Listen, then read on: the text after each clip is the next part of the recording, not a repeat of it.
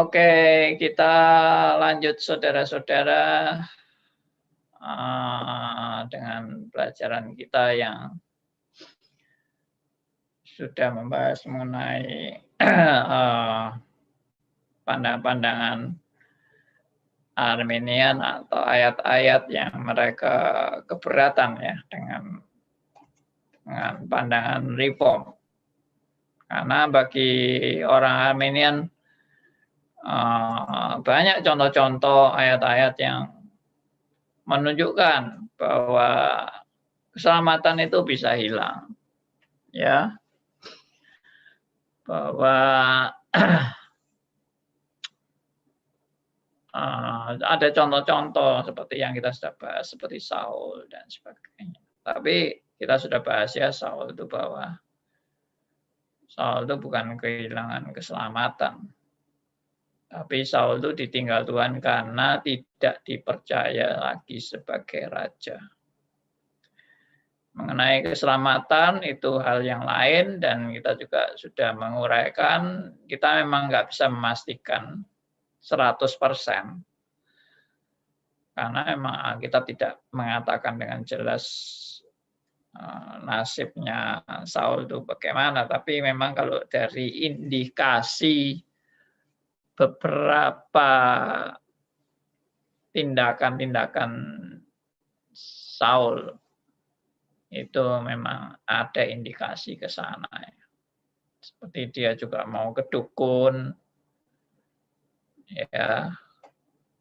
Dia dulu yang membasmi dukun-dukun, tapi akhirnya dia sendiri datang ke dukun. Nah, itu amat sangat tidak konsisten dari ini sikapnya Saul terhadap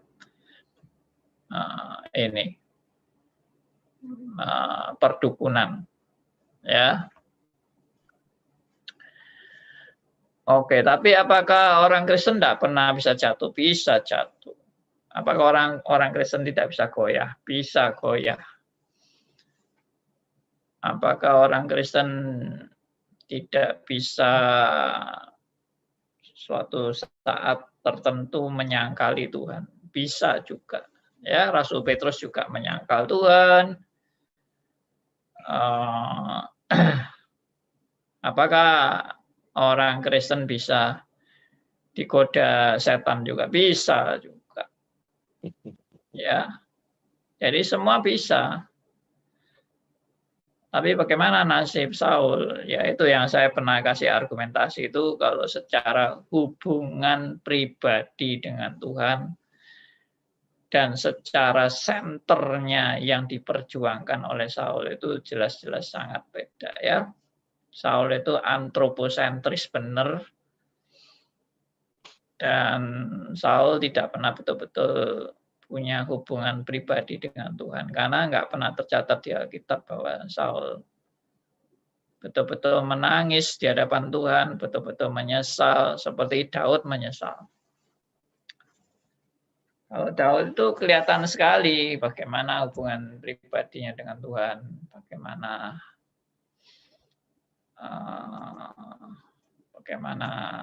Daud betul-betul mengakui keberdosaannya di hadapan Tuhan. Ya. Jadi amat sangat jelas itu keberadaan Daud di hadapan Tuhan itu amat sangat jelas. Jadi kalau kita melihat perbedaan antara hubungan dengan Tuhan itu antara Saul dengan Daud itu wah seperti langit dan bumi. Bukan karena Daudnya hebat, bukan, tapi karena memang hubungannya jelas sekali ya. Lalu saudara pernah ingat cerita tentang Daud yang mau direbut tahtanya oleh anaknya itu? Wah, itu spektakuler sekali menurut saya. Ya. Spektakulernya apa? Spektakulernya itu Daud itu sampai mengalah dengan anaknya. Ya, anaknya mau merebut tahtanya itu Daud sampai mau turun tahta. Dan daripada dia perang dengan anaknya, lebih baik dia turun tahta saja, jadi biar anaknya yang menggantikan dia. Itu rela benar itu Daud turun tahta itu. Wah, kalau Saul mana mau? Ya, enggak akan pernah rela itu Saul itu. Nah, itu yang saya lihat. Jadi hatinya Daud itu memang betul-betul cinta Tuhan. Tapi Daud memang ada kelemahan. Oke ya, jadi kalau kita membahas ini, ya memang banyaklah contoh-contoh Alkitab yang menegaskan mengenai ya mengenai peristiwa-peristiwa. Nah, ada peristiwa yang belum saya sebut, yaitu Ananias dan Safira. Ya, Ananias dan Safira itu juga peristiwa yang kita mencatat dan banyak orang yang menafsirkan ini secara Arminian. Jadi kalau ditafsirkan secara Arminian ya Ananias dan Safira itu karena menipu rasul-rasul, itu sama dengan menipu Roh Kudus, mendustai Roh Kudus. Jadi ya dengan kata lain ya Ananias dan Safira itu binasa. Ya. Nah, coba kita lihat ayatnya. Kisah Rasul pasal 5. Ya. Kisah Rasul pasal 5.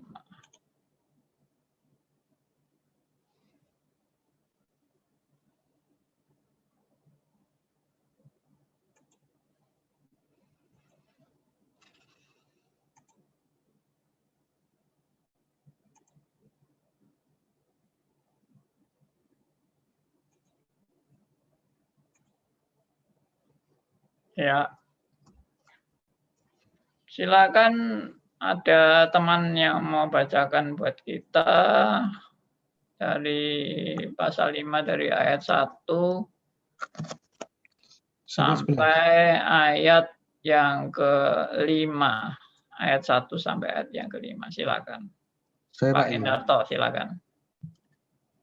Kisah Pasal Rasul 5 ayat 1 sampai 5. Ada seorang lain yang bernama Ananias. Ia beserta istrinya Safira menjual sebidang tanah. Dengan setahu istrinya, ia menahan sebagian dari hasil penjualan itu, dan sebagian lain dibawa dan diletakkannya di depan kaki rasul-rasul. Tetapi Petrus berkata, Ananias, mengapa hatimu dikuasai iblis, sehingga engkau mendustai Roh Kudus dan menahan sebagian dari hasil penjualan tanah itu? Selama tanah itu tidak dijual, bukankah itu tetap kepunyaanmu? Dan setelah dijual, bukankah hasilnya itu tetap dalam kuasamu? Mengapa engkau merencanakan perbuatan itu dalam hatimu? Engkau bukan mendustai manusia, tetapi mendustai Allah. Ketika mendengar perkataan itu, rebalah Ananias dan putuslah nyawanya. Maka sangatlah ketakutan semua orang yang mendengar hal itu. Iya.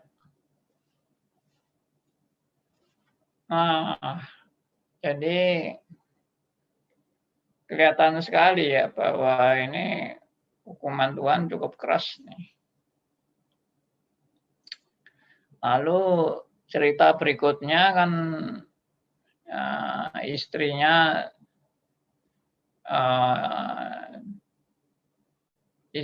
juga menipu juga kan. Nah, jadi Ananias mati duluan.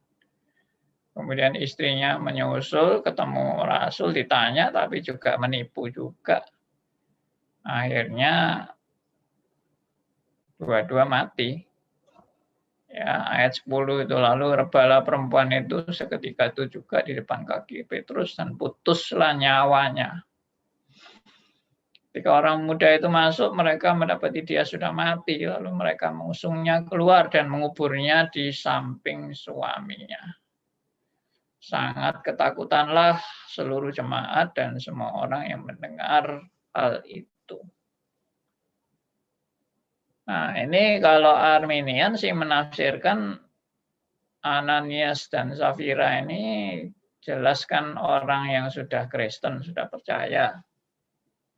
Tapi kemudian dia murtad, bukan murtad ya, menipu Tuhan, menipu para rasul, menjual tanah, katanya ini dia menyerahkan semua hasil tanahnya itu padahal dia bohong ya, dia tidak menyerahkan semuanya.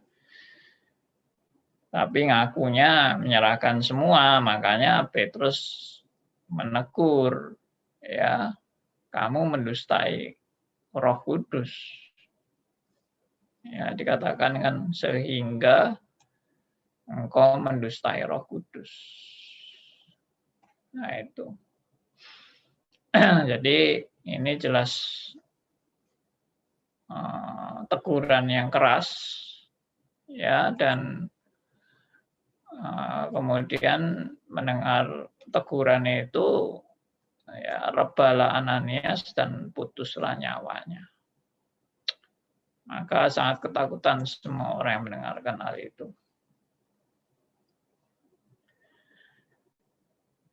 Nah, jadi menurut tafsiran Arminianism, ya jelas Ananias dan Safira ini dikutuk sama Tuhan dan ya pasti kehilangan keselamatan karena berani menipu Roh Kudus. Ya, inilah peristiwa-peristiwa yang kayak gini ini yang menjadi menjadi satu bagian dari tafsiran orang-orang Arminian yang mengatakan bahwa ya inilah contoh bahwa keselamatan bisa hilang. Nah, silakan saya berikan kesempatan saudara yang memberikan tafsirannya untuk ini Ananias dan Safira. Siapa aja deh mau bicara, silakan. Kita kan forumnya obrolan santai dan Q&A, jadi nggak apa-apa, saling ngobrol aja. Oh, tanya Pak. Ya, silakan Pak Yohanes ya. Ya. Pak, itu kan kisah awal jemaat mula-mula. Kurang jelas sih apa tujuannya Ananias dan Safira ini membawa uang hasil penjualan tanah itu terus diserahkan kepada Rasul. Itu tujuannya apa sih Pak? Terus apakah dia mengatakan sebenarnya kan mau ngasih sebagian atau mau ngasih semua kan bukan angka kali ya Pak ya, tapi bukan jumlah juga, tapi mengenai ketulusan dan kejujurannya. Nah, pertanyaan yang kedua, waktu Ananias ini meninggal, orang-orang di situ membawa dia dan menguburkannya.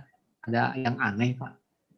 Itu kan yang meninggal Ananias, kok dikuburin sama jemaat gitu, tanpa sepertinya tidak ada melibatkan pihak keluarganya sampai istrinya nggak tahu gitu kejadian itu tuh gitu. Itu sih Pak yang saya mau tanyain. Ya. Pak Yohanes ini teliti ya kalau membaca ya. Jadi melihat aspek-aspek yang lain itu diteliti. Kenapa kok ngubur kok istrinya nggak ikut sampai nggak tahu kalau sudah dikubur. Oke, yang pertama tadi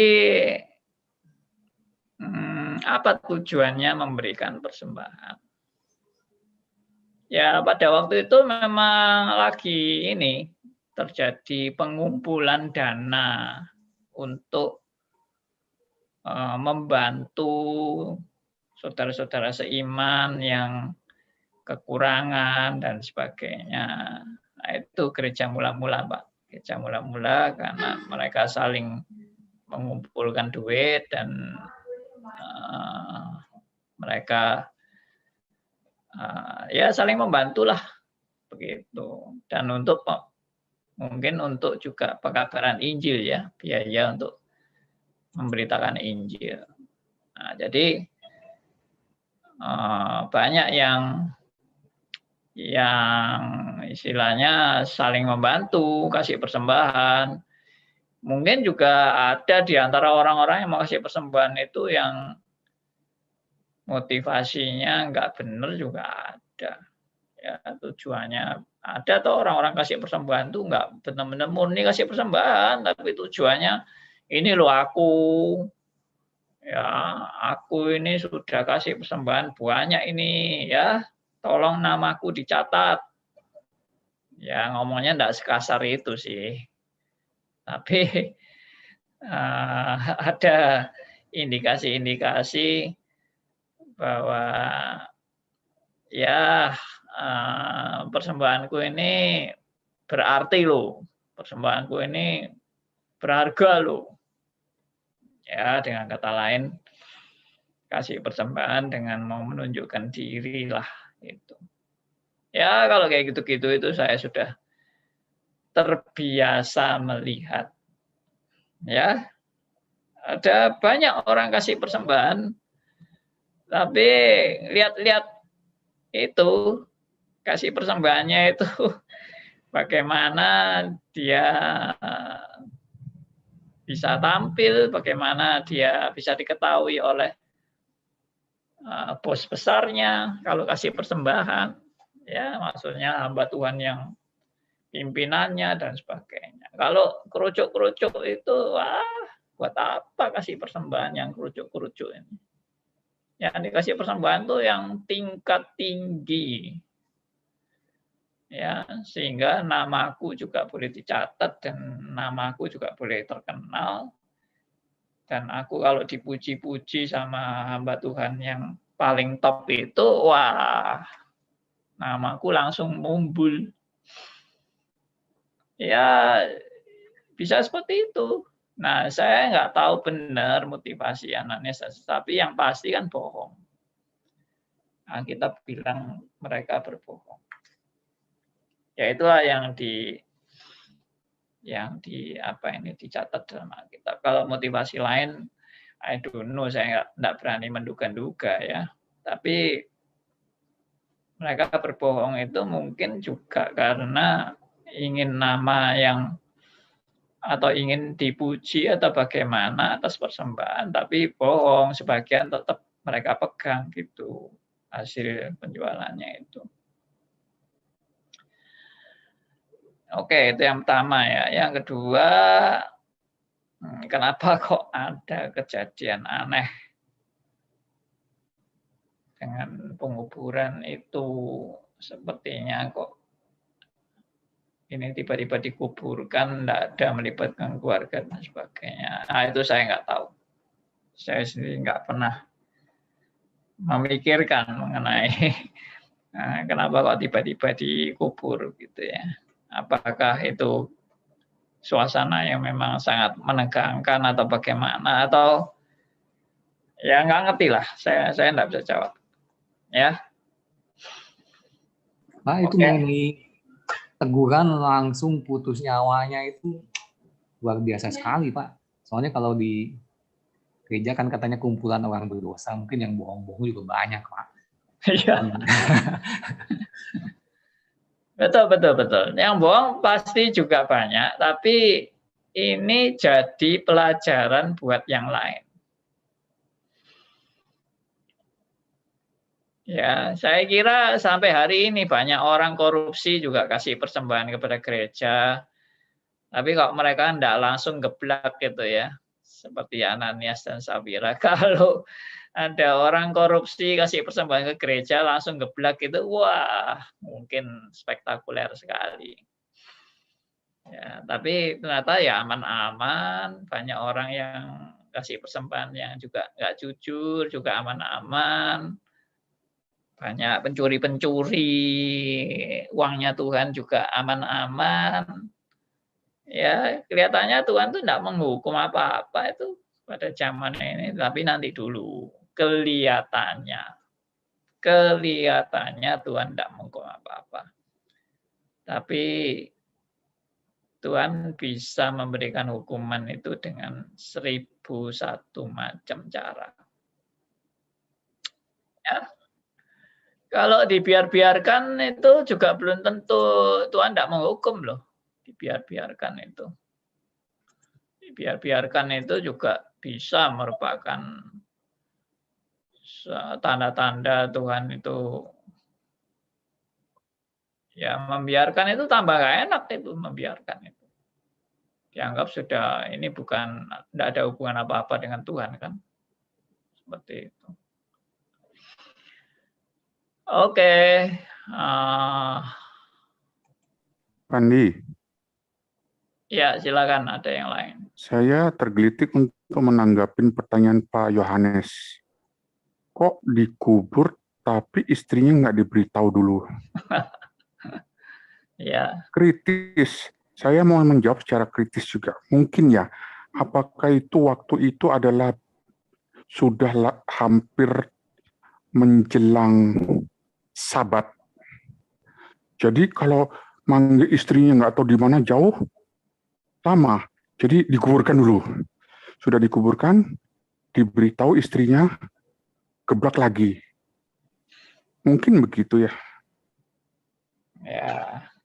Ya, silakan aja. Mungkin banyak kemungkinan 1001 macam kemungkinan.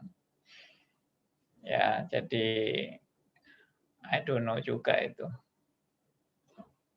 Saya enggak mau berspekulasi lah dengan hal yang kayak gitu yang Alkitab nggak nyatat ya. Itu spekulatif. Ya. Ya, terima kasih Pak. Saya mau mengangkat, kenapa Pak mengangkat Ananias dan Safira dari dianggap oleh Arminian? Iya, karena orang Arminian kan menduga ini contoh keselamatan bisa hilang. Orang yang sudah di dalam Tuhan ternyata gara-gara bohong langsung dibinasakan oleh Tuhan. Nah, itu tafsiran Arminian. Nah, bagaimana kita menjawab? Itu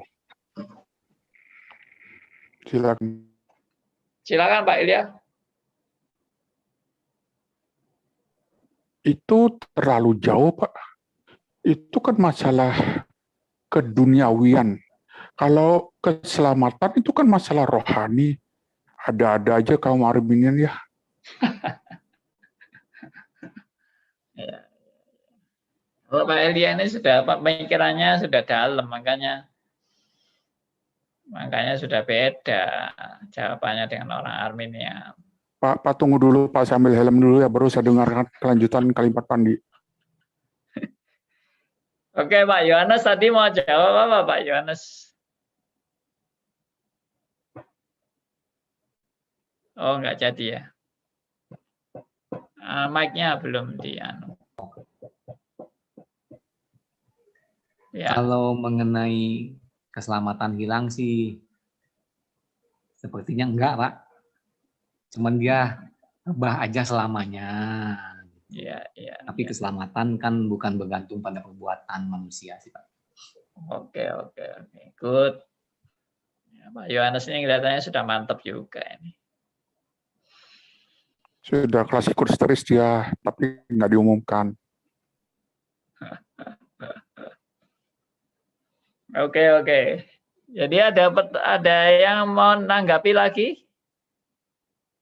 Ini mumpung bisa diskusi ini.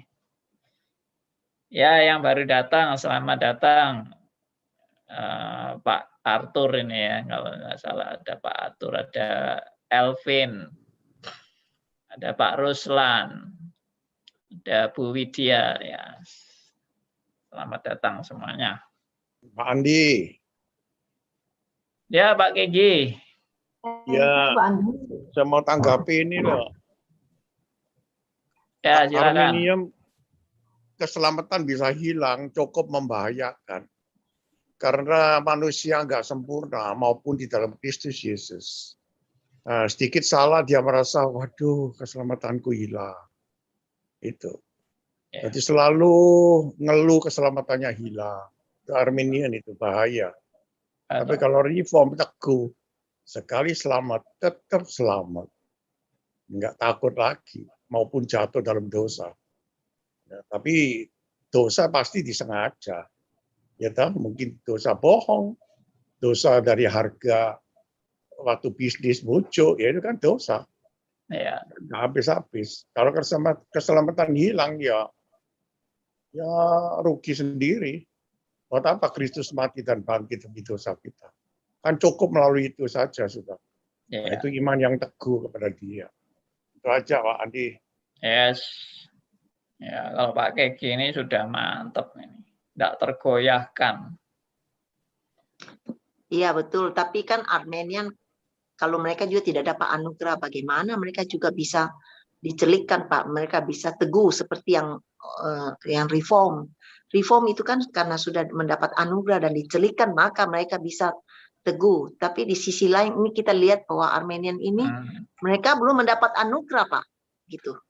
Makanya salah pelajarannya. Ya iyalah, tetapi kita kan tidak bisa kalau mengatakan pelajaran yang benar pasti teguh. Iya, betul. Tetapi kan sebelum orang mendapatkan ajaran yang benar, itu harus juga melewati anugerah dulu. Seperti Pak Andi juga dulu Armenia. Kalau seandainya Pak Andi tidak dapat anugerah untuk ini, diubahkan, dicelikkan, dia tidak akan juga bisa apa-apa sampai hari ini bisa membicarakan gitu Armenia. Jadi itu di sisi yang saya lihat untuk hal itu gitu. Ya kita juga berdoalah supaya melalui apa yang ini Armenian sadar bahwa apa yang mereka tidak bisa pertahankan karena itu bukan ini. Tetapi kalau mereka tetap ngotot ya kita juga tidak bisa bikin apa-apa karena sama kita pikir bahwa mereka itu belum mendapatkan anugerah. Sampai kapan? Ya sampai Tuhan kasih anugerah mereka gitu. Bagaimana Pak Andi? Betulkah maksudnya? Betul. Ya kita doakan aja. Kita memang makanya kalau kita ini cuma menyalah-nyalahkan tuh ya soalnya kita kan tidak pernah waktu jadi Arminian bagaimana. Waktu kita jadi Arminian tuh ya saya jadi waktu saya Arminian tuh bagaimana saya disalahkan, wong saya juga dapat pengajaran kayak gitu. Wong saya juga logika saya waktu itu juga seperti itu ya, logika yang sangat terbatas tentunya logika kita. Kita ini logikanya kan ya sebatas yang kita bisa mikir aja kan. Di luar itu gimana mikirnya? Ya apalagi biasanya orang reform itu kan sombong-sombong. Ya, langsung menghina orang Armenian, goblok lu. Wah, ini langsung dihina seperti itu ya tambah marah lagi tentunya. Ya orang reform ini sok-sokan ini. Gaya-gaya sudah selamat apa segala macam.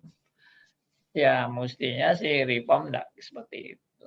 Reform itu sadar kalau dia diselamatkan itu hanya karena anugerah.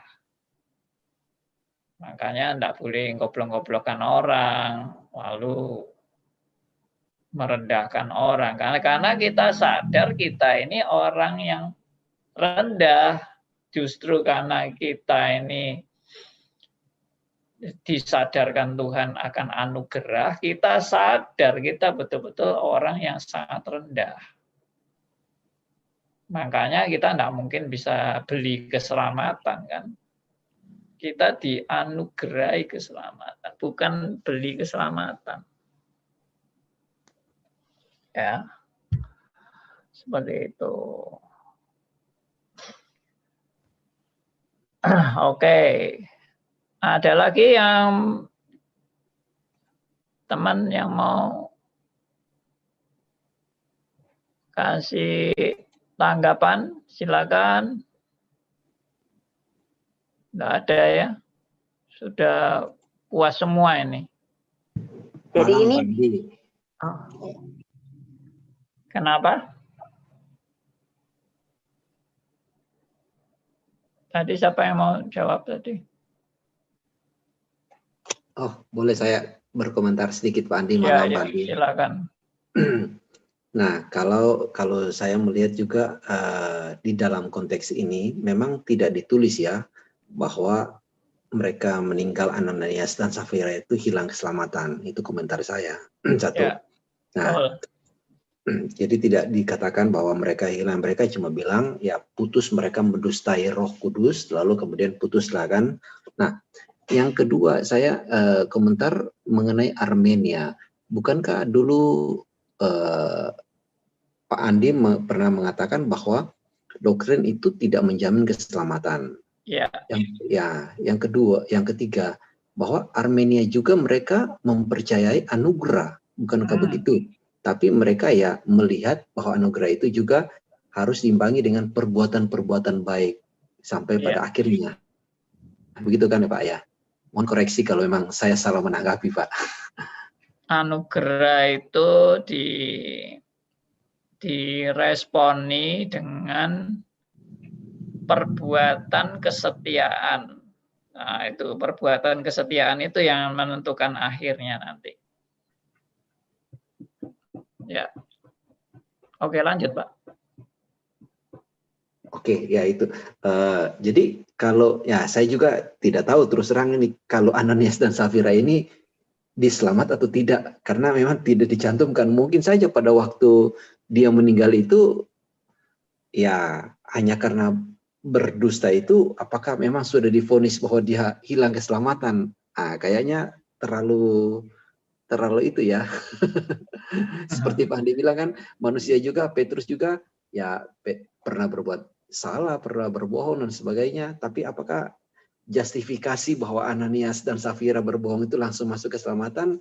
Agak sedikit bingung juga Pak. Ya. Iya, ya itu Pak. Thank you Pak. Ya, jadi tidak pernah dikatakan bahwa Ananias dan Safira itu binasa dan kehilangan keselamatan. Tidak ada. Tapi dia memang dihajar karena berbohong.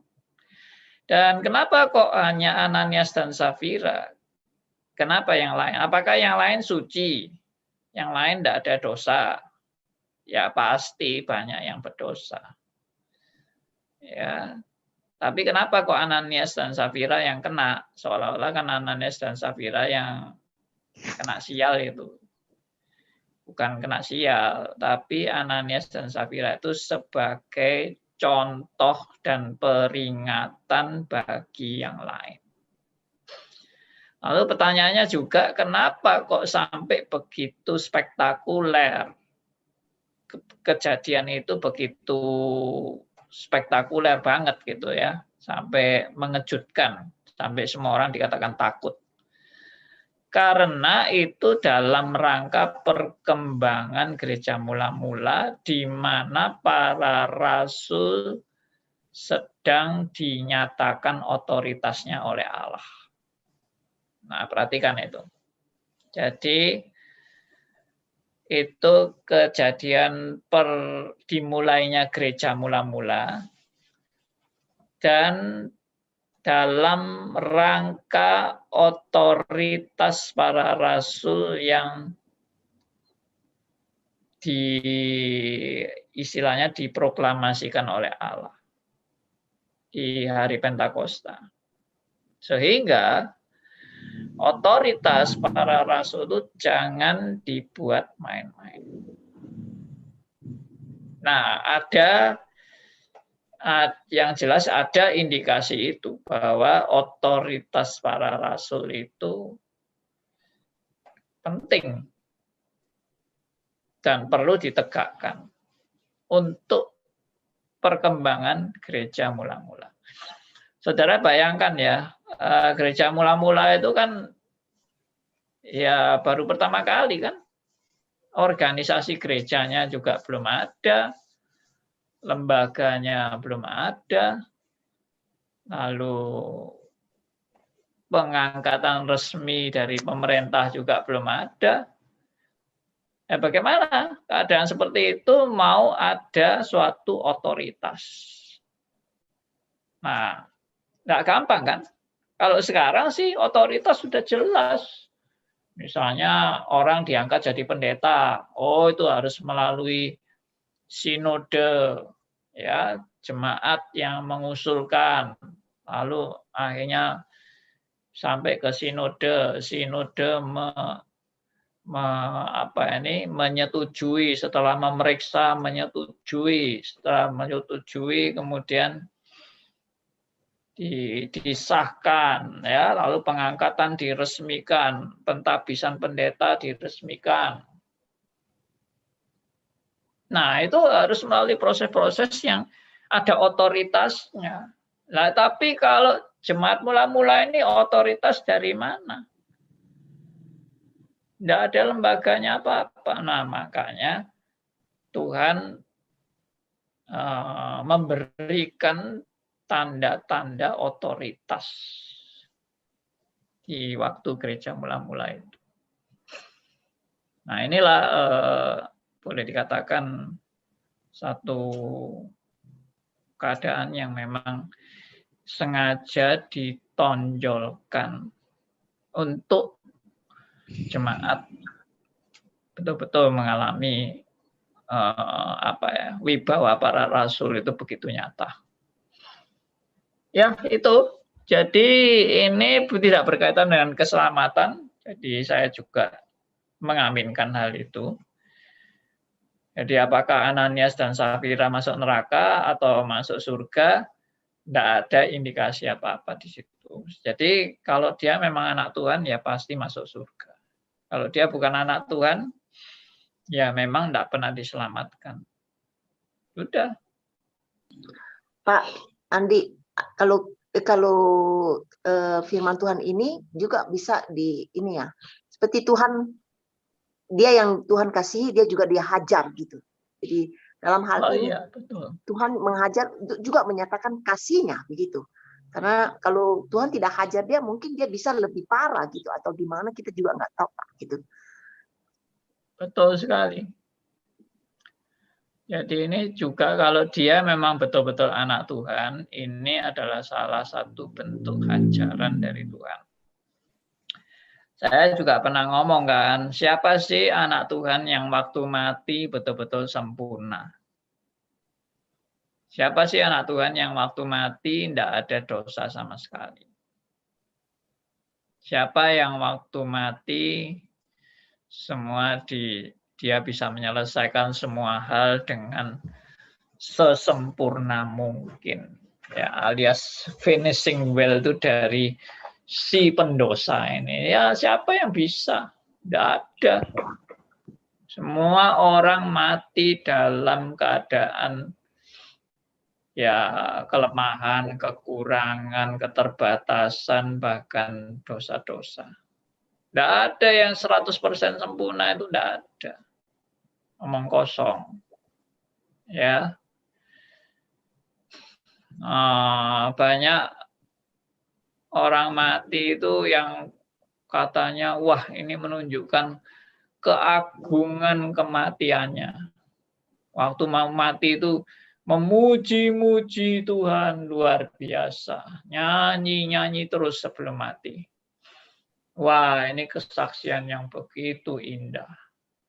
Tapi ada lagi orang hamba Tuhan mau mati,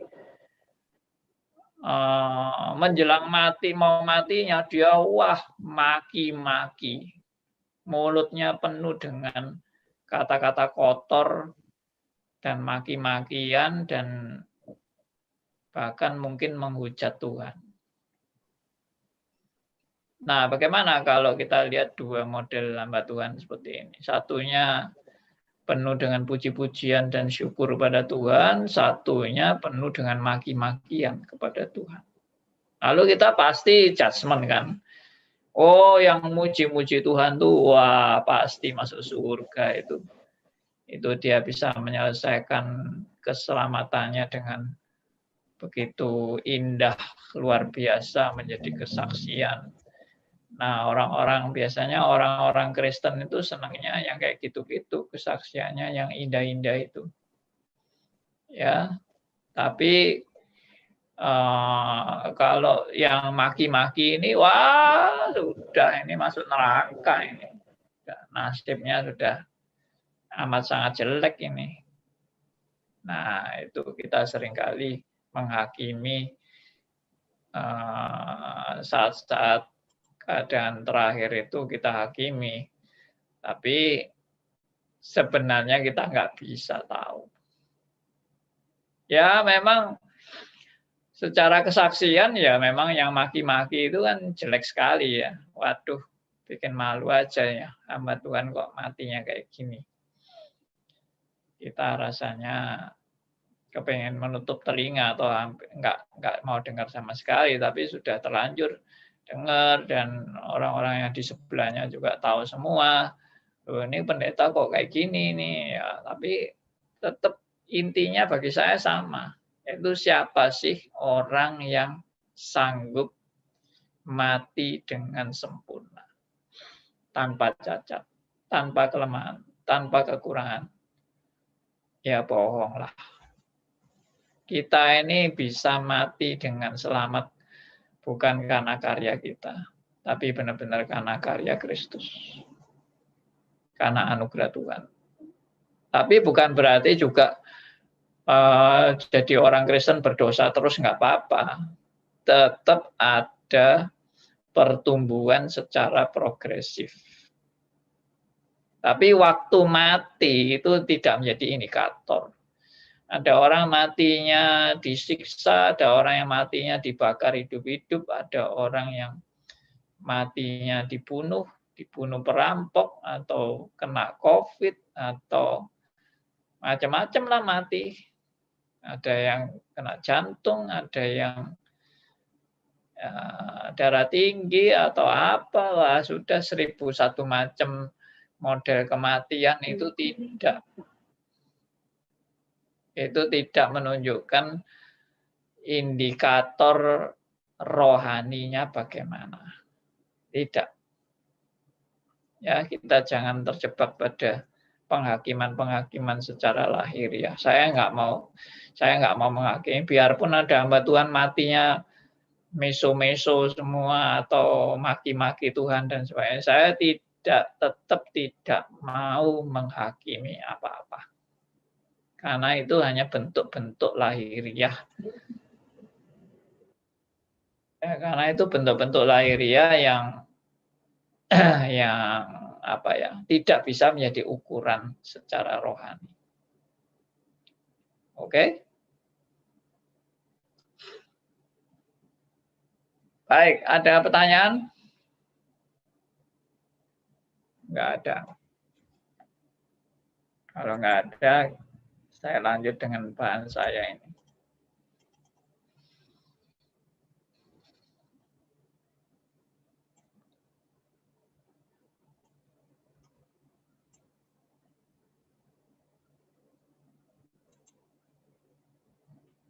Ya. Ada satu ayat yang jadi pegangan saya waktu saya masih Arminian. Dan ayat ini memang benar, memang seperti itu sih. Coba kita lihat Yohanes 8 ayat 31 sampai 32. Silakan, ada yang mau bacakan? Yohanes 8 ayat 31 sampai 32.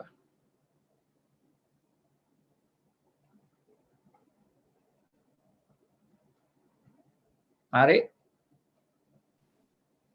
Yohanes 8 ayat 31. Maka katanya kepadanya orang-orang Yahudi yang percaya kepadanya, jikalau kamu tetap dalam firman-Ku, kamu benar-benar adalah murid-Ku. Sampai 32. Dan kamu akan mengetahui kebenaran, dan kebenaran itu akan memerdekakan kamu. Ya, perhatikan ya. Maka katanya kepada orang-orang Yahudi yang percaya kepadanya. Ya, ini kan orang yang percaya kepadanya. Jikalau kamu tetap dalam firman-Ku, kamu benar-benar adalah murid-Ku. Nah, ini perhatikan kata tetap dalam firman-Ku. Nah, orang Armenian sangat menekankan itu, finishing well itu. Ya, bisa diselesaikan dengan sempurna. Ya, karena ayat-ayat seperti ini menunjukkan keharusan untuk benar-benar memelihara hidup kita yang di dalam firman. Ya. Dan kamu akan mengetahui kebenaran dan kebenaran akan memerdekakan. Tapi kalau kita tidak tetap dalam firman, ya tahu sendirilah. Kamu akan kehilangan. Ya. Nah, itu argumentasi daripada si Arminian itu begitu. Ya, dari Yohanes 8 ayat 31 sampai 32. Oke. Nah, kemudian saya juga mencatat ini ya. Apakah orang yang ini di bagian ini di kursor saya ini. Apakah orang yang sudah hidup di dalam Kristus bisa kembali lagi ke jalan semula? Jadi keyakinan Arminian itu sangat kuat ya, bahwa orang yang meskipun sudah di dalam Kristus ya, sudah di dalam Kristus, tapi masih bisa kembali ke jalan semula. Itu. Dan ayat-ayatnya ya seperti yang kita sudah pernah baca. Ini ayat-ayat yang dipakai oleh Arminian itu Ibrani 10 ayat 26 ayat 27, kemudian ayat 38, kemudian Ibrani 6 ayat 4 sampai 6, kemudian ayat 10c, ya, lalu jemaat di Galatia 1 ayat 6, pasal 4 ayat 9. Nah, ini semua ayat-ayat yang menunjang pandangan daripada Arminian. Coba kita lihat ya. Ini Galatia 1 ayat 6. Ya, kalau mungkin Ibrani itu kan kita sudah pernah baca. Galatia 1 ayat 6 dan pasal 4 ayat 9. Silakan, ada yang mau bacakan.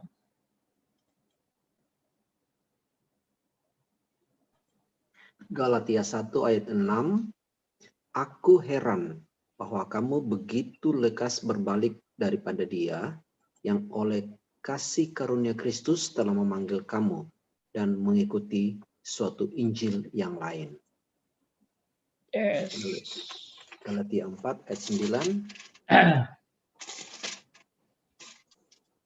Ya, silakan. Tetapi sekarang sesudah kamu mengenal Allah, atau lebih baik sesudah kamu dikenal Allah, bagaimanakah kamu berbalik lagi kepada roh-roh dunia yang lemah dan miskin dan mau mulai memperhambakan diri lagi kepadanya? Nah, coba ya. Ini dulu ayat-ayat yang saya simpan ini, saya catat ini. Ini ayat-ayat yang membuat saya teguh dalam Arminian ya seperti ini. Ya, coba kita lihat lagi ayat sebelumnya ini. Yang tadi Galatia 1 ayat ke-6. Ya, ini kan kepada jemaat. Paulus menulis surat kepada jemaat. Aku heran bahwa kamu begitu lekas berbalik daripada Dia. Ini perhatikan, berbalik daripada Dia. Yang oleh kasih karunia Kristus telah memanggil kamu mengikuti suatu Injil lain. Wah, ini berat ini. Orang sudah jadi jemaat, sudah mendapat kasih karunia, sudah dipanggil Tuhan ini, ya, oleh kasih karunia Kristus telah memanggil kamu dan mengikuti suatu Injil lain yang sebenarnya bukan Injil. Ini di ayat 7-nya ini. Jadi gimana? Apa ini tidak kesan kuat bahwa orang yang sudah di dalam Kristus bisa kehilangan keselamatan dengan berbalik daripada Dia? Nih, berbalik daripada Dia. Ya, lalu mengikuti Injil lain. Lalu kita lihat tadi di Galatia pasal 4 ayat yang ke-9. Tapi sekarang sesudah kamu mengenal Allah, perhatikan ini. Sesudah kamu mengenal Allah. Atau lebih baik sesudah kamu dikenal Allah. Nah, kan berarti sudah ada relasi dengan Allah. Lalu apa? Bagaimanakah kamu berbalik lagi kepada roh dunia yang lemah dan miskin dan mau mulai memperhambakan diri lagi kepadanya? Nah, ini kesan yang sangat kuat sekali bahwa orang yang sudah di dalam Kristus, sudah mengenal Allah bahkan, ya, dan dikenal Allah, lalu berbalik kepada roh-roh dunia yang lemah dan miskin.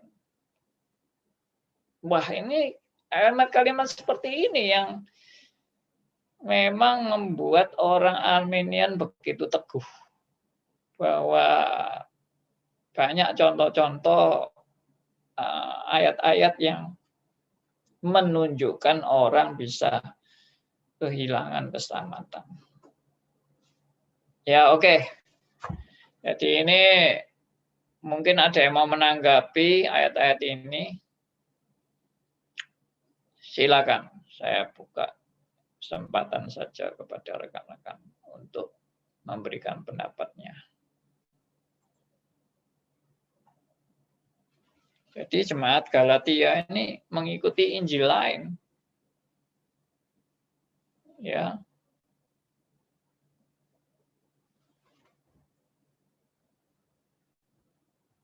Sama seperti jemaat Korintus juga pernah itu disebutkan oleh Rasul Paulus, mereka mengikuti Injil yang lain. Diajar atau dipengaruhi oleh guru-guru yang mengajar mereka mengikuti Injil yang lain. Ada tanggapan? Silakan. Coba kita baca lagi. 2 Korintus 11 ayat yang keempat. Silakan dibaca. 2 Korintus 11 ayat yang keempat. 2 Korintus 11 ayat yang keempat. Sebab kamu sabar saja jika ada seorang datang memberitakan Yesus yang lain daripada yang telah kami beritakan, atau memberikan kepada kamu roh yang lain daripada yang telah kamu terima, atau Injil yang lain daripada yang telah kamu terima. Ini ayat yang sering kali saya share kan. bahwa ada Yesus yang lain, ya, Yesus yang lain, ada roh yang lain, dan ada Injil yang lain. Ya. Nih. Jadi jelas ini adalah satu peringatan bagi jemaat. Berarti ada jemaat yang bisa mengikuti Yesus yang lain, bisa mengikuti roh yang lain, bisa mengikuti Injil yang lain. Sama seperti Galatia tadi. Ada yang mau menanggapi? Silakan, teman-teman. Jadi ini reformnya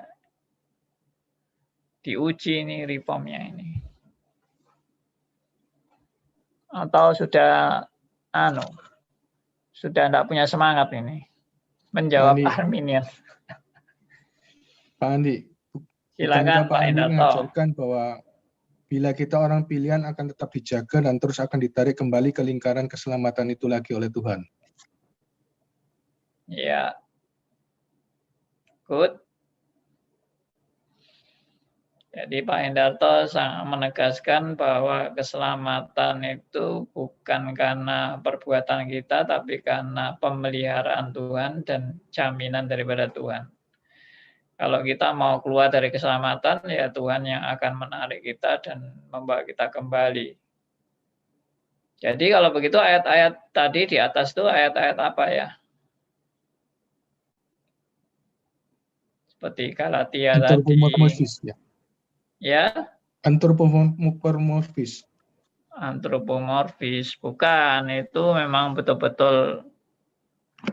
Kayaknya Pak Paulus ingin maksudnya supaya jemaat ini sadar mereka harus membangun diri mereka dalam pengenalannya kepada Tuhan. Jadi sehingga mereka itu bisa terhindari dari semuanya. Kalau tidak, mereka bisa dipengaruhi gitu. Kalau mereka sendiri tidak giat di dalam belajar itu apa Injil yang sudah disampaikan kepada mereka oleh Paulus, maka mereka bisa saja terpengaruhi begitu. Itu. Ya. Ya, ini merupakan peringatan. Ya, justru memang justru karena ini jemaat maka diperingati. Dan diperingati supaya kembali. Kalau dia memang sudah waktunya binasa, ya tidak perlu diperingati lagi. Ya. Jadi anak Tuhan itu memang tidak luput daripada bisa jalannya salah, bisa perbuatannya juga salah, bisa juga khilaf, bisa kecewa, bisa lupa diri, bisa macam-macam lah perbuatannya itu. Ya, 1001 macam perbuatan untuk meninggalkan Tuhan. Tapi yang tadi Pak Hendarto menegaskan sebetulnya yang menjamin kita ini bukan perbuatan kita, tapi pemeliharaan Tuhan. Tuhan yang akan menarik kita, Tuhan yang akan menegur kita, Tuhan yang akan menghajar kita. Kalau kita masih nakal terus, ya akan dihajar dengan keras. Sampai kita kembali kepada jalannya. Ya. Oke, saya kira sudah cukup banyak saya ini membahas mengenai ayat-ayat mana. Kalau mau dibahas terus ya nggak selesai-selesai, dan memang saya akan pernah bilang ya, ayat-ayat yang dipakai oleh Arminian dan berkesan bahwa keselamatan bisa hilang itu banyak sekali. Ini baru sebagian yang saya sharekan, belum semuanya. Tapi kelihatannya ya sudah, istilahnya sudah jenuh. Sudah jenuh dengan ayat-ayat yang dipakai oleh Arminian. Saya berikan kesimpulan aja ya. bahwa Arminian itu sangat bergantung kepada fenomena. Itu yang saya pernah sudah ngomong dari awal. Arminian itu hanya melihat secara fenomena atau gejala di permukaan. Nah, ini poin yang penting yang saudara mesti catat. Jadi mereka itu hanya lihat gejala-gejalanya. Wah, ini ada orang meninggalkan Tuhan. Wah, ini berarti orang ini kehilangan keselamatan. Ya, oh ini ada orang murtad. Oh ini ada orang jatuh dalam dosa perzinahan. Oh ini ada orang yang pindah agama dan sebagainya dan sebagainya. Banyak fenomena-fenomena yang terjadi dan itu mereka tangkap sebagai ya inilah contoh kehilangan keselamatan. Padahal itu hanya fenomena. Fenomena itu tahu ya, fenomena itu hanya gejala di permukaan yang dilihat secara kasat mata.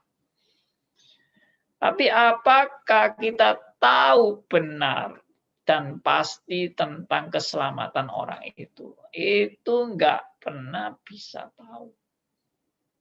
Nggak pernah bisa tahu. Makanya saya kan pernah bilang kan, ada orang yang mati bunuh diri. Apakah kita jamin dia pasti tidak selamat? Tidak ada jaminan itu. Tidak ada kepastian itu. Bahwa orang mati bunuh diri pasti tidak selamat. Itu kita hanya lihat fenomena. Fenomenanya apa? Bunuh diri. Ada orang berzina di pelacuran misalnya. Lalu dia mati di pelacuran. Ini anak Tuhan. Wah, ini sudah mati di pelacuran, sudah pasti masuk neraka. Ya, itu yang saya pernah ngomong kan. Orang mati bunuh diri, orang mati di pelacuran, atau orang mati kecelakaan. Ya, apapun lah, mati COVID. Semua bisa mati. Mati kena jantung, mati apa. Pertanyaannya kan, apakah ada orang mati yang benar-benar dalam keadaan sempurna dan tak bercacat di hadapan Allah? Sudah, itu poinnya. Poin yang urgennya itu di situ.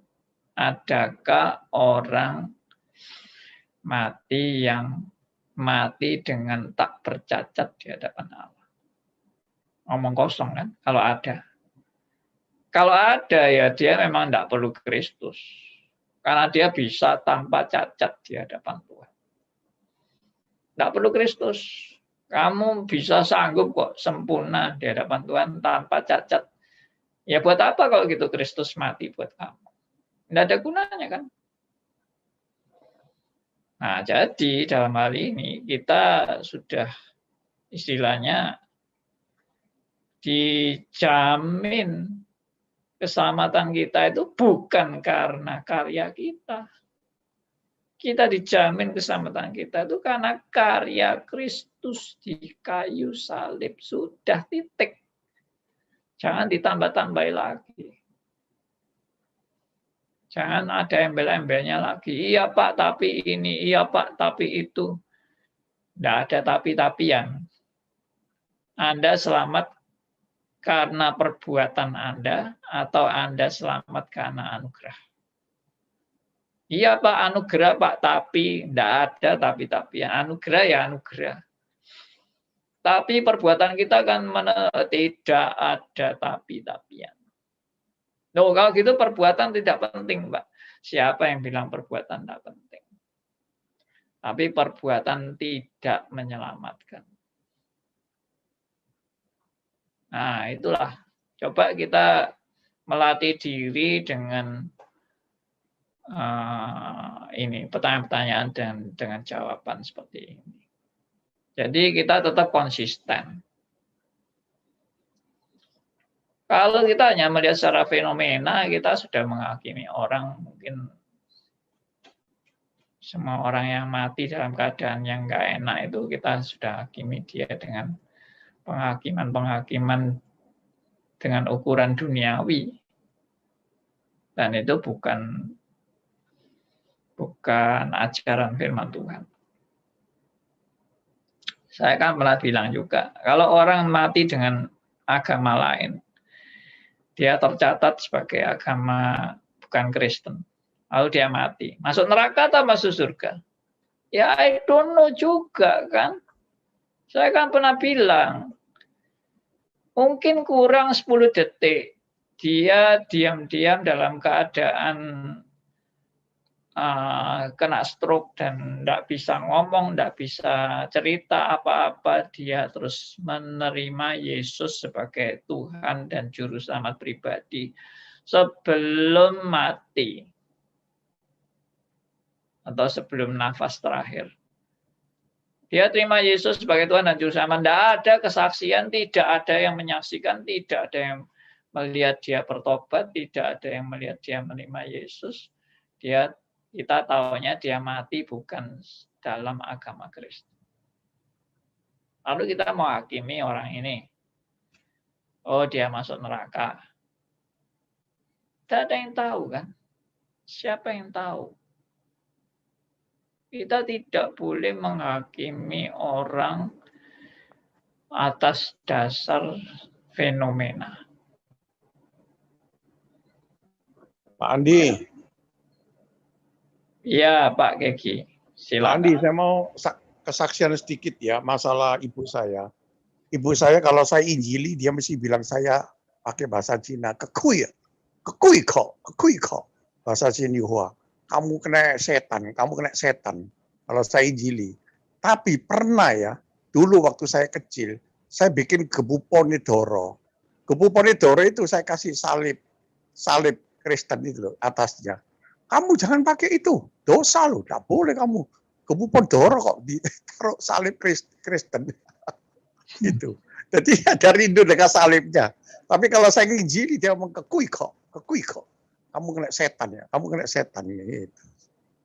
Saya meninggal pekun nggak tahu apa-apa sampai ada 10 tahun. Kasihan juga, Ya. Aku nggak ngerti aku. Ya, tetap kita tidak bisa menghakimi. Tetap juga kita nggak tahu bagaimana keselamatan dari nyawanya. Nggak tahu lah. Ya, saya berharap lah orang-orang, entah orang tua kita, entah famili kita bisa diselamatkan. Tapi yang tahu pasti ya cuma Tuhan. Kita sebagai manusia tidak bisa memastikan apa-apa. Bukan saya katakan di luar Kristus ada keselamatan. Bukan loh ya, jangan salah ngerti. Pasti keselamatan itu di dalam Kristus.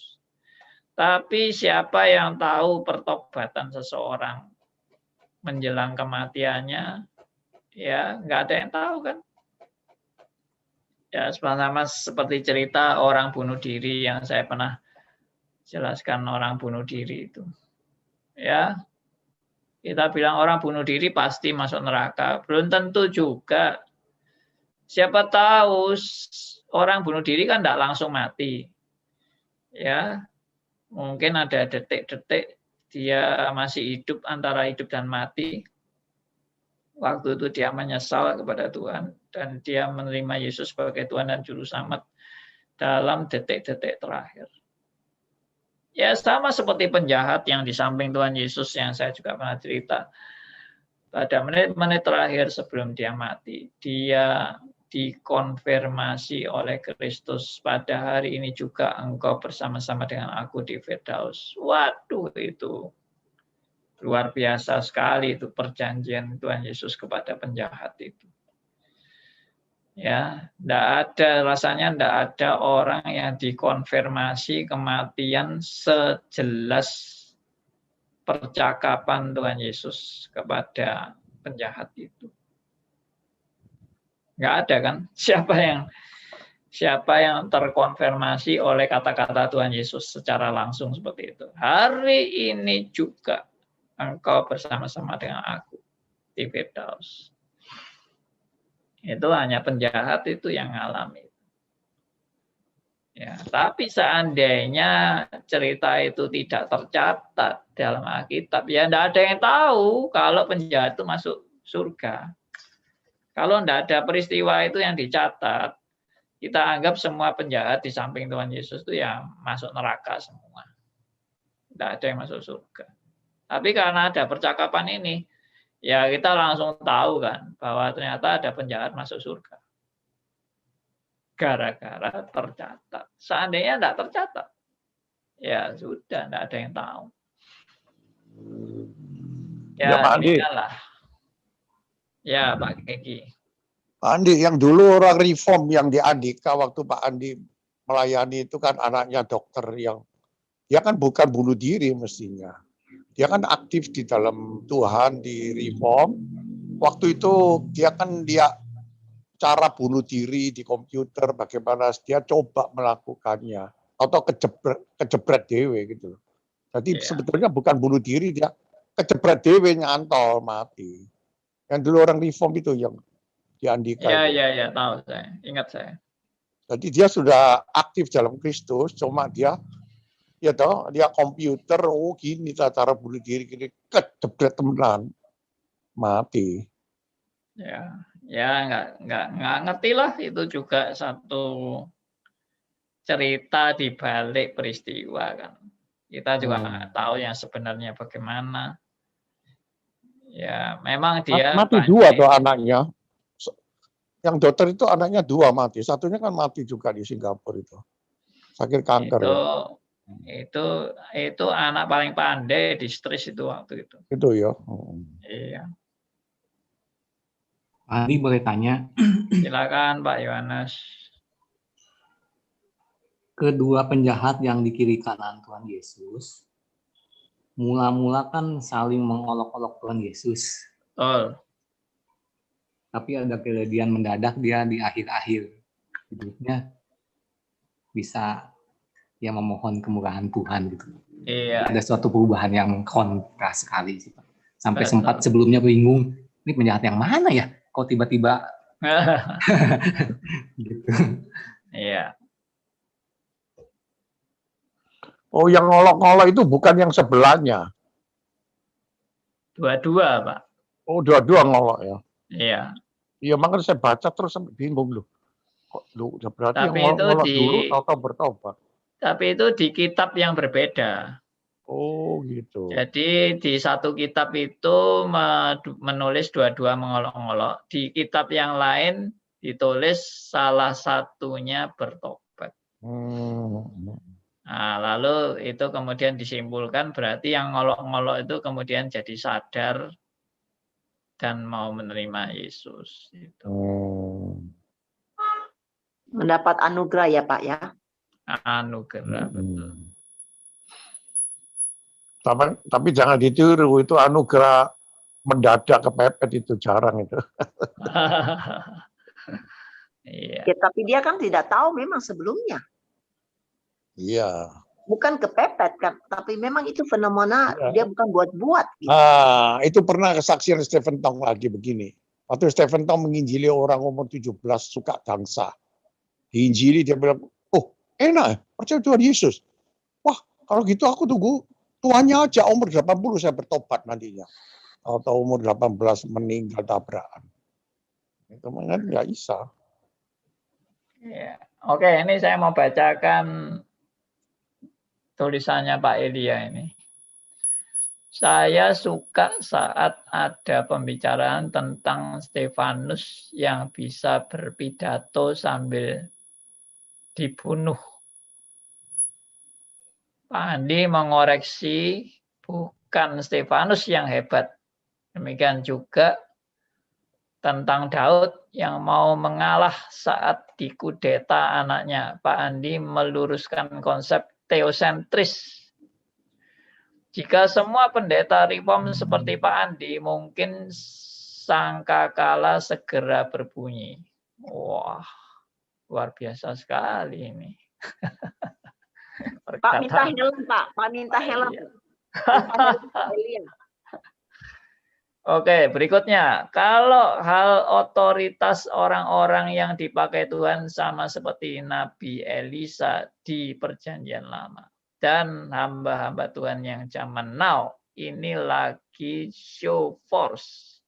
Sering mempergunakan dua ayat ini. Ya, menurut saya konfirmasi daripada Tuhan itu tidak selalu dalam bentuk-bentuk spektakuler.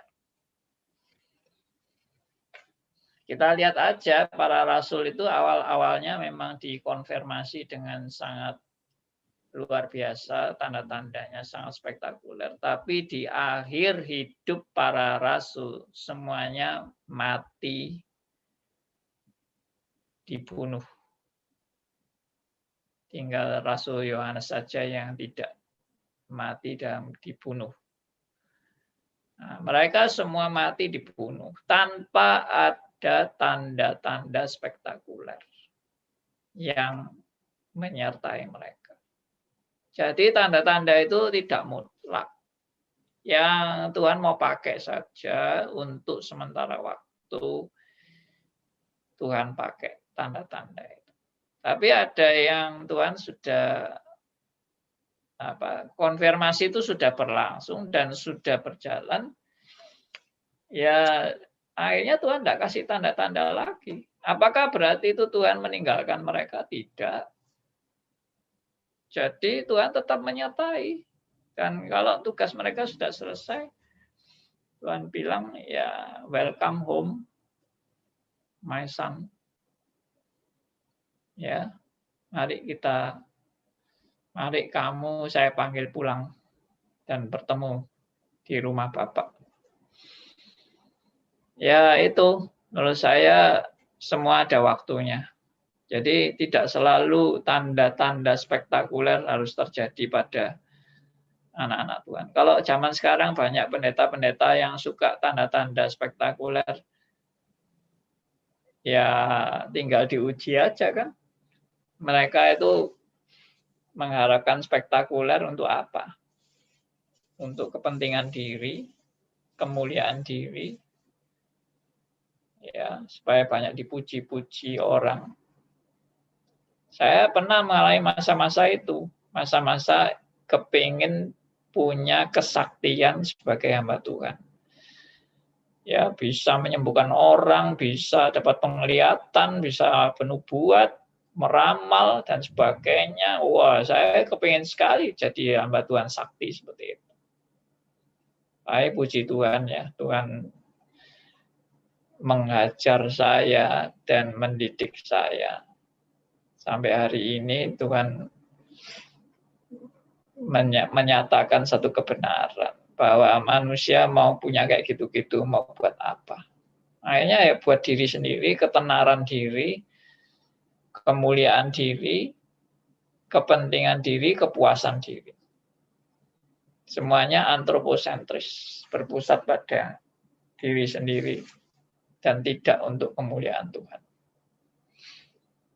Akhirnya saya juga sadar bahwa sebetulnya secara natur kita ini diciptakan bukan untuk mempunyai perbuatan-perbuatan supranatural. Kita ini diciptakan dalam era natural. Ya, diciptakan dalam era natural. Kita ini kan hidup dalam alam yang natural. Kita hidup dalam gravitasi, kita hidup dalam atmosfer, kita hidup karena ada oksigen, ya.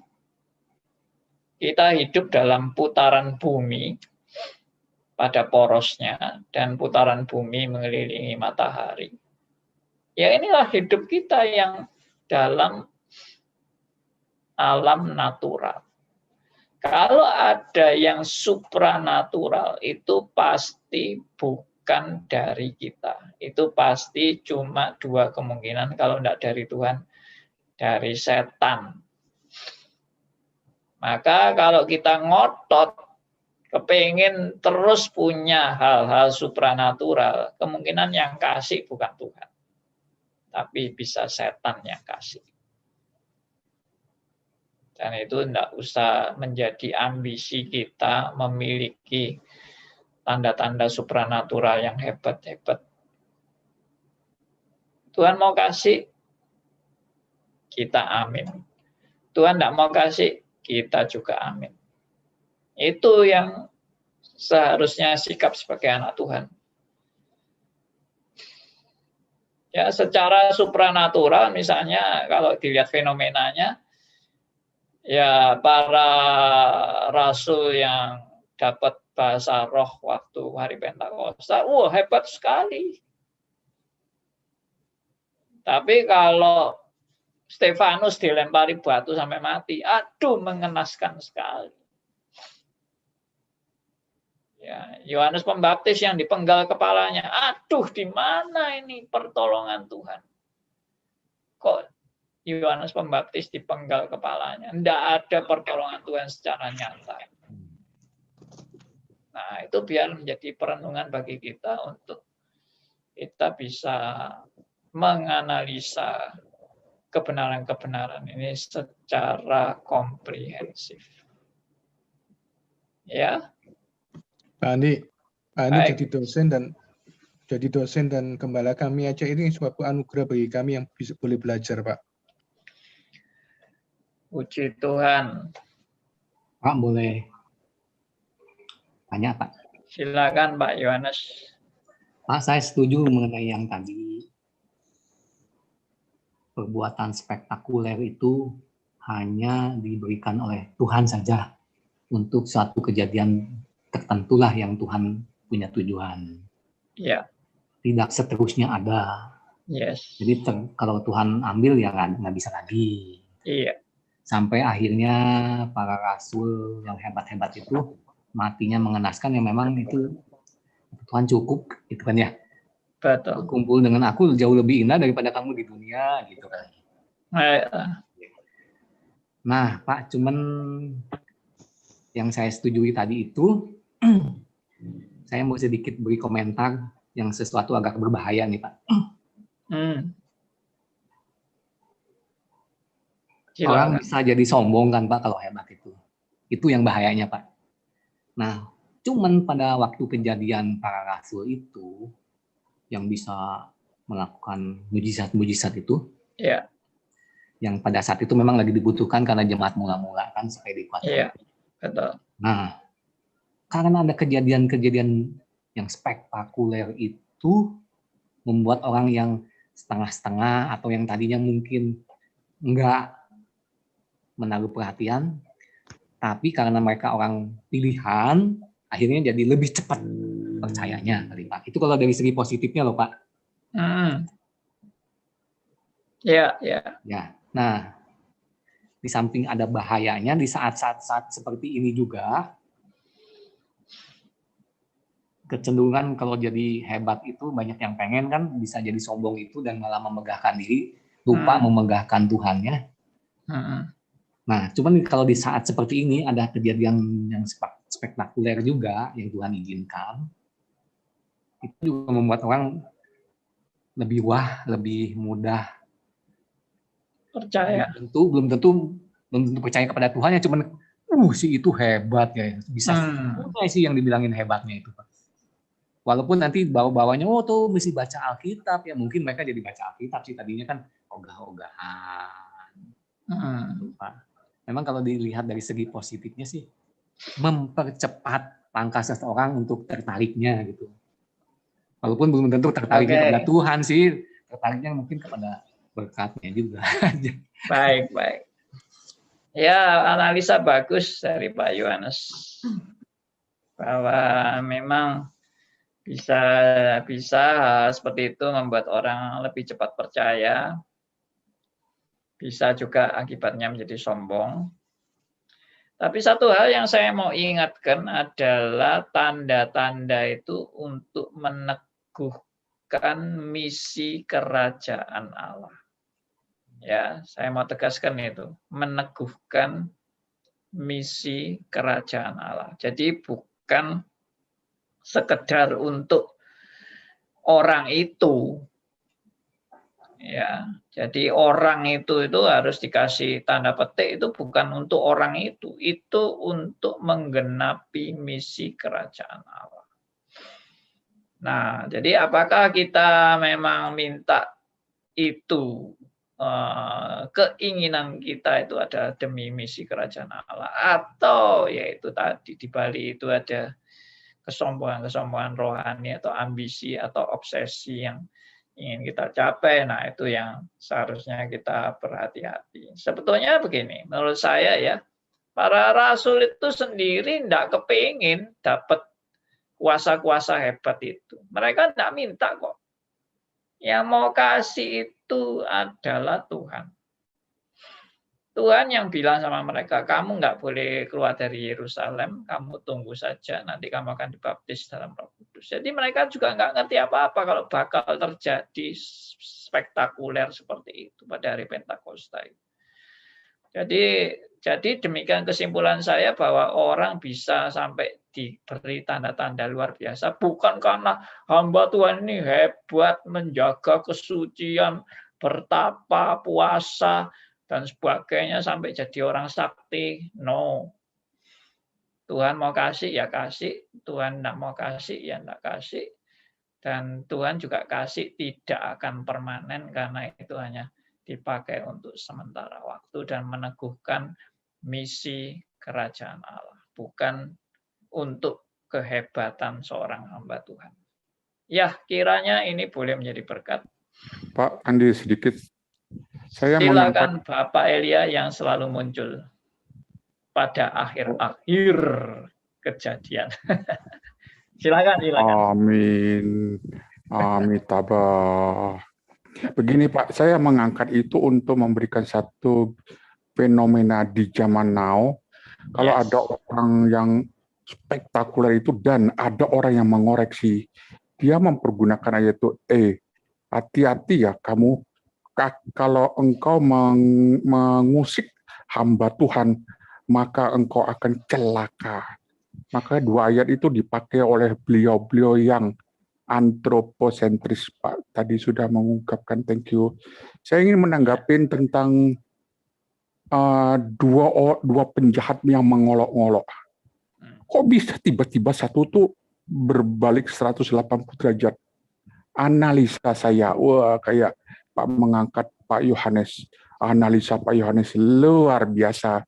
Saya biasa di luar menganalisanya begini, Pak. Ada yang tidak dicatat oleh Alkitab. Kemungkinan Tuhan Yesus berkhotbah di atas.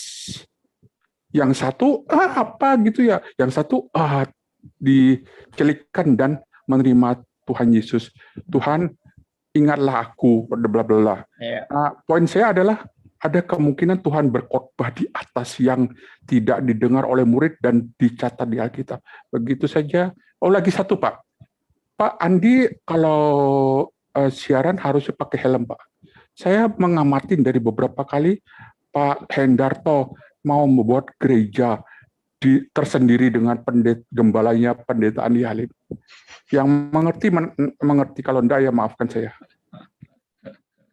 Pak Elia, kalau enggak salah itu waktu ini penjahat bisa menerima berbalik kepada Kristus karena dia melihat kata-kata Yesus yang mengatakan, Bapa ampunilah mereka sebab mereka tidak tahu apa yang mereka perbuat. Dari sana, dari semua kata-kata itu yang menggugah dan saya percaya itu Roh Kudus bekerja untuk memberi dia anugerah pengertian. Oke. Ada 7 perkataan Tuhan Yesus di kayu salib. Ya. Tapi kalau menurut saya Pak ya, karena emang Tuhan sendiri yang menganugerahkan itu. Iya, mau pasti itu. Jika dia sendiri akhirnya bisa memahami, mengerti, merasakan daripada apa yang Tuhan Yesus katakan itu. Yes. Wah, ini Pak Martin. Ada prajurit yang juga sangat mengagumi Kristus, ya, dan mengatakan memang dia benar-benar anak Allah.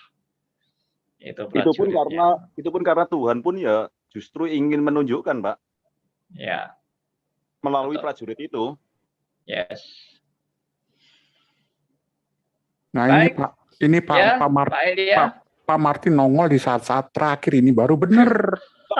Lebih terakhir daripada Pak Elia ya Pak ya. Beliau selalu menikung saya. Konten Only by Grace SBG mau diambil, dia bilang, oh Iya, sudah Pak. punya Pak Elia. Padahal yang sekarang yang ngambil adalah Pak Hendarto. Uraian dia di atas Only by Grace, di bawah Soli Deo Gloria. Wah, Pak Martin ditikung Pak. Anda harus pakai dua item itu. Thank you. Oke, terima kasih buat semua teman-teman ya. Terima kasih yang dari Australia. Terima kasih juga yang dari Jakarta, dari mana Tarakan ya. Ya, Tuhan boleh memberkati kita semua di dalam kita bertumbuh dan kita belajar firman Tuhan. Oke, sampai di sini pembelajaran kita bersama. Dan saya minta Pak Hendarto ya boleh tutup dalam doa. Silakan Pak Hendarto. Mari kita berdoa. Bapa di surga, kami mengucap syukur dan terima kasih Tuhan atas pelajaran yang boleh kami alami, nikmati pada malam hari ini melalui Bapak Pendeta Andi Alim. Kiranya Engkau tetap memberikan kami suatu anugerah kerinduan untuk tetap belajar akan kebenaran firman-Mu melalui hamba-Mu ini Tuhan. Sebentar lagi kami akan berpisah, kiranya Tuhan berkenan memimpin dan menuntun kami supaya kami hidup sesuai dengan kehendak-Mu dan benar-benar menghidupi firman-Mu dan menerapkan firman-Mu di sepanjang kehidupan kami. Ajar dan didik kami Tuhan untuk selalu taat dan setia melakukan kehendak-Mu di sepanjang kehidupan kami. Kami menyerahkan diri kami dalam tangan-Mu Tuhan. Inilah kami, pakailah kami, jadikan kami menjadi pelaku firman-Mu yang taat kepadamu Tuhan. Kami berdoa dan mengucap syukur hanya di dalam nama Tuhan kami, Yesus Kristus, Tuhan kami dan Juru Selamat kami yang hidup. Amin.